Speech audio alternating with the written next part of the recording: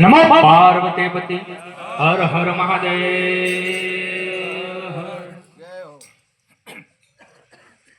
આજે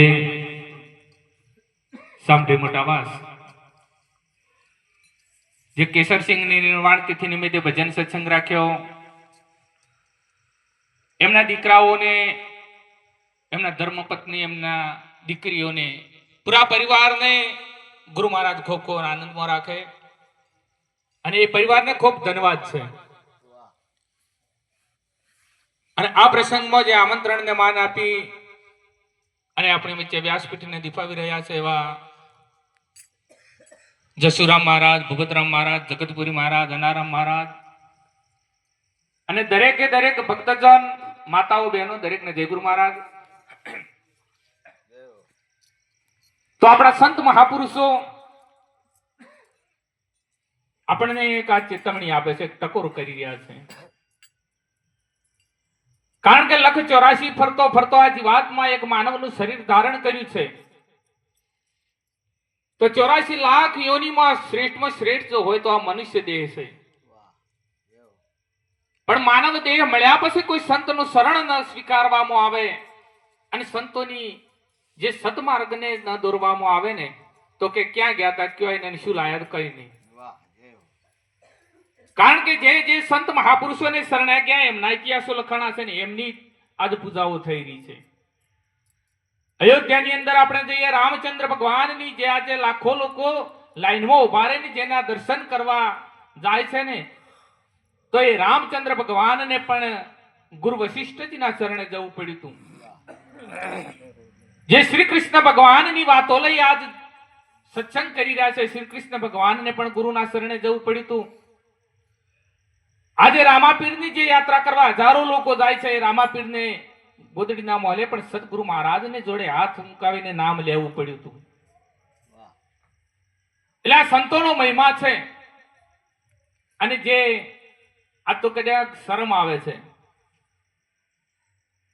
કે વળી ભક્તિ શું, ના ગુરુમુખી બનવું એ શું, અને ઘણાને વળી ડર હોય છે કે એમાં પાળવાનું ઘણું હોય, નામ હોય, નામ હોય. અને જે બીજા ન જતા હોય પાછા રોકવા વાળા એ ઘણા હોય કે તું પાલન ના કરી કે નામ છે. પણ ખરેખર જો આ જગતમાં જેને જેને ગુરુનું શરણ સ્વીકાર્યું ન હોય, તમારા સંત મહાપુરુષો કે છે કે ગુરુ બિને માળા ફેરવે, ગુરુ બિને દેવે દાન, એ તો સબ નિષ્ફળ ગયે, તમે વાંચો વેદ પુરાણ. કે ગુરુ વિના જે ધર્મનો કાર્ય કરેલો છે ને એ જે પરિપૂર્ણતા ફળ નથી આપી શકતો. કારણ કે એ ખાતામાં લખાય છે. આપણા સંત મહાપુરુષો કહે છે ને આપણી ગીતાજી પણ કહે છે કે હે અર્જુન, કદાચ છે ને તું ધર્મનું કાર્ય કરે, પુણ્યનું કાર્ય કરે તો હું કોઈનું દેવું રાખી શકતો નથી. તને સારી જગ્યાએ એ પુણ્યના ફળ આપવા માટે મારે તને અવતાર આપવો પડે ને આપવો પડે. પણ આ સંત મહાપુરુષોને શરણે ગયા પછી કરતાનો ભાવ આવે, અને જ્યાં કરતાનો ભાવ આવે ત્યાં કોઈ બંધન છે નહીં, અને ત્યાં જ મુક્તિ છે. એટલે સંત મહાપુરુષોને શરણે જવાનું કારણ જ આ છે. કારણ કે આપણા સંત તુલસીદાસજી મહારાજે કહ્યું છે કે શુદ્ધ ધરાવર લક્ષ્મી એ પાપી જન કે ગર્ભી હોય. એટલે શું કહ્યું છે કે શુદ્ધ એટલે પુત્ર, દારા એટલે પત્ની, સંપત્તિ, આ બધું તો કે પાપીના ઘેર પીણ હોઈ શકે. પણ સંત તુલસીદાસજી મહારાજે કહ્યું છે કે સંત સમાગમ ઓર હરિભજન તુલસી દુર્લભ દોય. કે જેના ઘેર સંત મહાપુરુષો પધારે અને હરિનું ભજન હોય ને, આ દુર્લભ વાતો છે. એટલે આપણા સંત મહાપુરુષો વારંવાર ટકોર કરે છે કે તું ચેતન બની જા. આ માનવનો તને દેહ મળ્યો છે અને એમાંથી કંઈક સંતના શરણે જઈ અને એનો ઉદ્ધાર કરી લે. નહીતર આપણે 84 ખાતું કહીએ છે ને કે 84 ખાતું 84, પણ 84 ખાતું કોને કહેવાય ખબર નથી. કારણ કે 84 ખાતામાં આપણે બધા છે. સંત મહાપુરુષ તો એવું કે છે કે એમાંથી નીકળવાની વાત કરો, આપણે એને પૂજવાની વાતો કરીએ છીએ. સંત મહાપુરુષો એમ કે છે કે તમે એમાંથી નીકળવાની વાત કરો.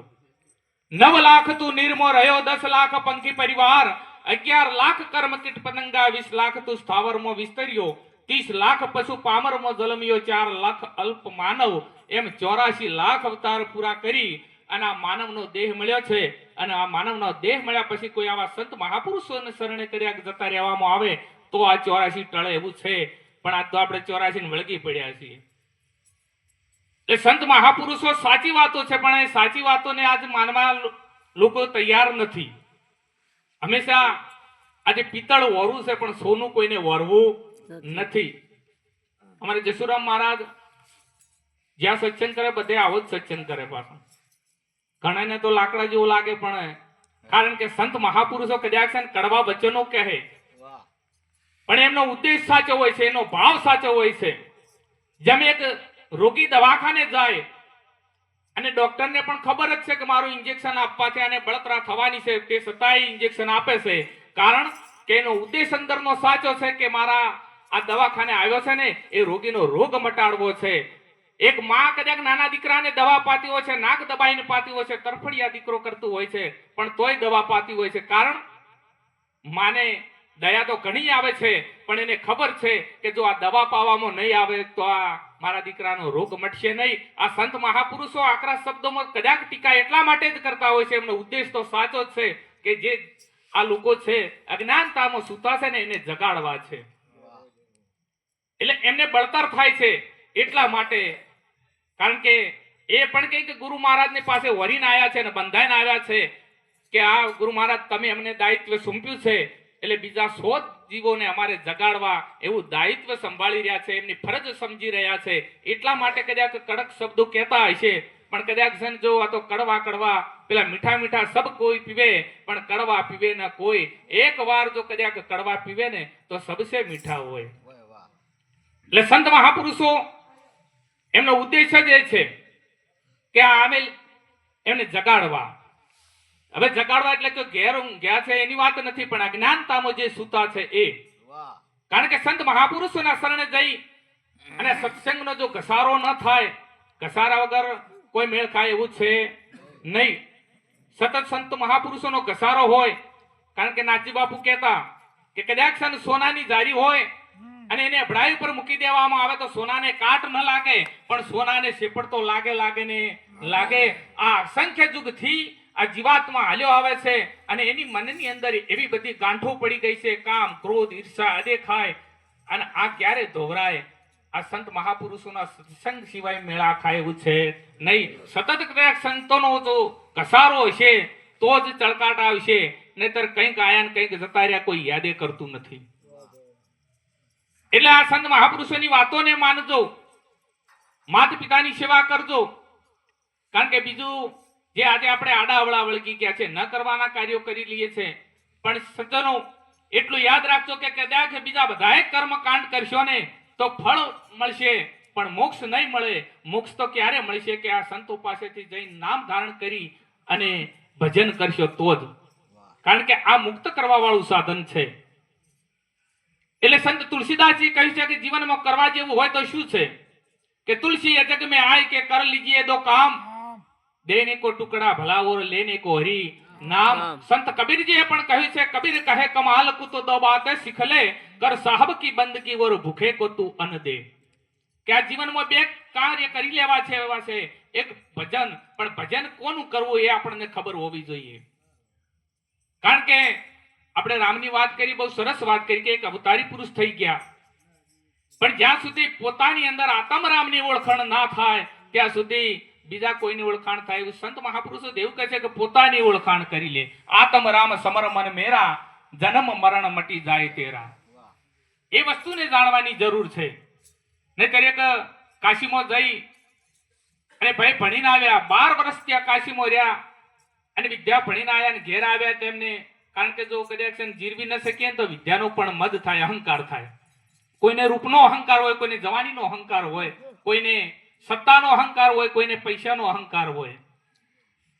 એમ અહંકાર જુદા જુદા જાતના હોય છે. એમ એ 12 વર્ષ કાશીમાં ભણીને આવ્યા એટલે એમને અહંકાર થઈ ગયો કે હવે મારા જેવો શાસ્ત્ર વિદ્યા વાળો કોઈ છે નહીં. પણ સજ્જનો યાદ રાખજો કે સંતોની પાસે જે વિદ્યા છે ને તે શાસ્ત્ર વિદ્યા પણ કામ લાગતી નથી.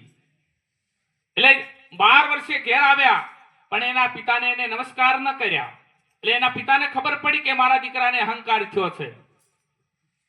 એટલે બીજા દિવસે એ દીકરાને પૂછે છે, બાપુ કે તમે ભણીને આયા, મારી જોડે બેસતા નથી. કારણ કે ગમે એટલે સ્ટેજ પર પહોંચ્યા હોય અને આપણો બાપ ભલે એક ગામડાના ગવાર હોય, કદાચ ખેડૂત હોય, પણ નમસ્કાર કરવાની ફરજ તો દીકરાની જ આવે છે. એટલે કે તમે મારી જોડે આવીને બેસતા નથી કે હું 12 વર્ષ ભણીને આવ્યો છું, તો ભણીને તો આવ્યા, ભલે આવ્યા, પણ મારા એક પ્રશ્નનો જવાબ આપો કે એક સદે સબ સદાય એક ત્યાગે સબ ત્યાગે, કે એક વસ્તુને જાણવાથી બધું જણાય જાય, પછી જગતમાં જાણવાનું કોઈ રહેતું નથી, અને એક વસ્તુનો ત્યાગ કરવાથી પછી કઈ ત્યાગ કરવાનું રહેતું નથી. આનો મને જવાબ આપો. એટલે પેલો કે આ તો 12 વર્ષ ભણ્યો પણ આવું મારા ભણવામાં આવ્યું નથી. સંત મહાપુરુષો જે વાત છે એમની જોડે એ ભણવામાં ના આવે, કારણ કે અહીંયા અલૌકિક વસ્તુઓ હોય છે, એમની પાસે વાતો અલગ હોય છે. પેલો કે આ મારે ભણવામાં આવ્યું નથી. ન આવ્યું હોય તો તારા વિદ્યાપકોને પૂછવા જા.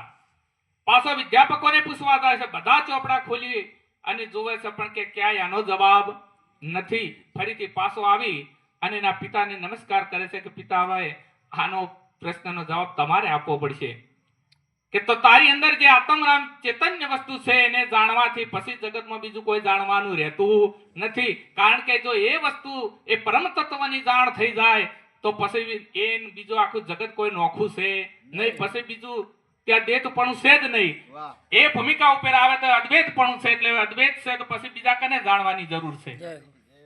એટલે કે પછી બીજું કઈ જાણવાનું રહેતું નથી. અને તારી અંદર જે અહંકાર પડ્યો છે એ અહંકારનો કદાચ તું ત્યાગ કરી દે ને તો પછી તારે કોઈ ત્યાગ કરવાનું રહેતું નથી.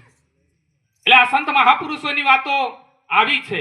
સત્સંગમાં ખાસ જવું, ઘસારો રાખવો, કારણ કે સત્સંગનું ફળ શું? તો એક વખત એક ચોર પણ અચાનક આવી રીતે રાજાના માણસો પકડવા દોડ્યા હતા.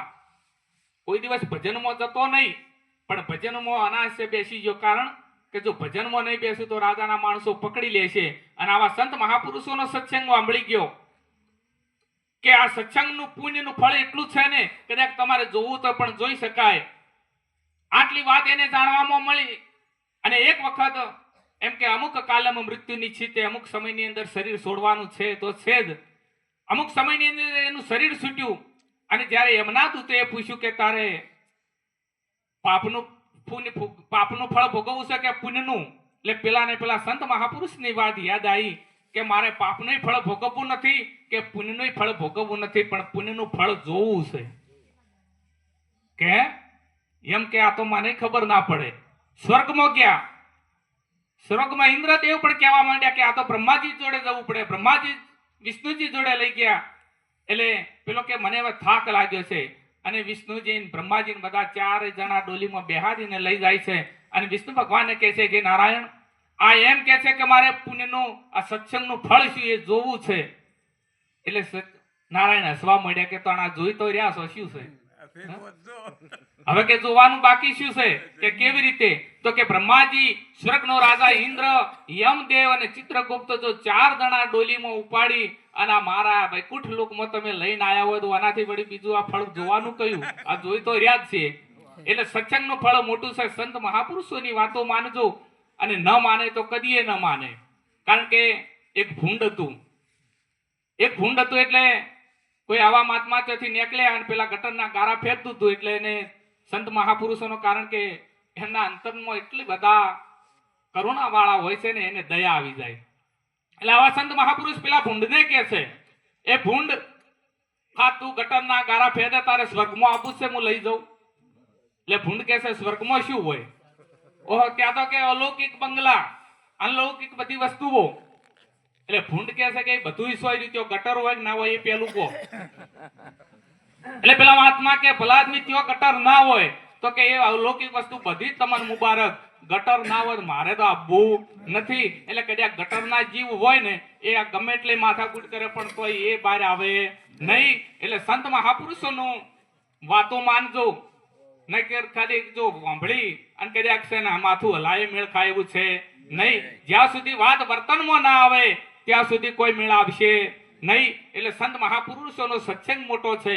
કારણ કે પૃથ્વી છે ને, પૃથ્વી બધાનો ભાર ઝીલે છે, પણ પૃથ્વી કદાચ એમ કે પૃથ્વી કહે મેં બડી તો शेष नाग के सिर पर क्यों खड़ी, और शीश नाग कहे मैं बड़ा तो तू शिव भोलेनाथ के गले में क्यों पड़ा. शिव भोलेनाथ एम के मैं बड़ा तो कैलाश में जाके क्यों बसा, कैलाश कहे मैं बड़ा तो रावण के हाथों में क्यों पड़ा. रावण कहे मैं बड़ा तो राम के हाथों से क्यों मरा, और राम कहे मैं बड़ा तो संतों के हृदय में जाके क्यों बैठा, और भक्तों के हृदय में जाके क्यों बैठा और भक्त के मैं बड़ा तो संतों के सत्संग में जाके क्यों बैठा? કારણ કે સંતોના સત્સંગથી મોટી કોઈ વસ્તુ છે નહીં. આ મનનું મંજન છે. એટલે સંતોની વાતોને માનજો અને વર્તમાનમાં જીવતા